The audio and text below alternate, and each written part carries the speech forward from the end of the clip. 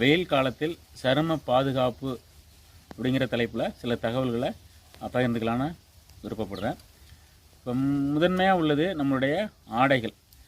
நம்ம உடுத்தக்கூடிய ஆடைகள் வெண்ணிற ஆடைகளாகவும் பருத்தி மாதிரியான துணிகளை சார்ந்த ஆடைகளாகவும் நம்ம பயன்படுத்துதல் மிகச்சிறந்த ஒரு பலனளிக்கக்கூடியதாக இருக்கும். ஒன்றாவதாக அதற்கடுத்து பார்த்திங்கன்னா எண்ணெய் காப்பீடு அப்படின்னு சொல்லுவோம், சரிங்களா? இந்த எண்ணெய் காப்பீடு அப்படிங்கிறது நம்மளுடைய முன்னோர்கள் தொடர்ச்சியாக பின்பற்றி வந்த நல்லெண்ணெய் அல்லது ஆமணக்கு எண்ணெயை நம்ம சருமத்தில் தேய்த்து, தலை மற்றும் சருமத்தில் தேய்த்து வெந்நீரில் குளித்தல்.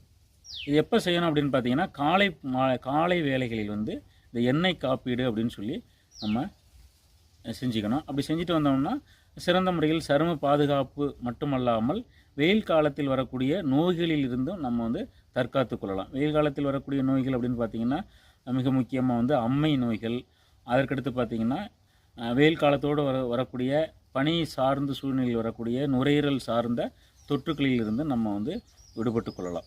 வீட்டிலே என்ன பண்ணலாம் அப்படின்னு பார்த்திங்கன்னா இந்த கற்றாழையினுடைய உள்ளே இருக்கக்கூடிய அந்த ஜெல்லியை எடுத்து நல்லா வாஷ் பண்ணிவிட்டு அதை நம்ம தேய்த்து அரைத்து உடல் முழுவதும் தேய்த்து குளித்தோம் அப்படின்னு பார்த்திங்கன்னா தோல் நோய்களும் போகும். அதில் வரக்கூடிய இந்த வெயில் காலத்தில் வரக்கூடிய நோய்களில் இருந்து நம்ம விடுபட்டு கொள்ளலாம்.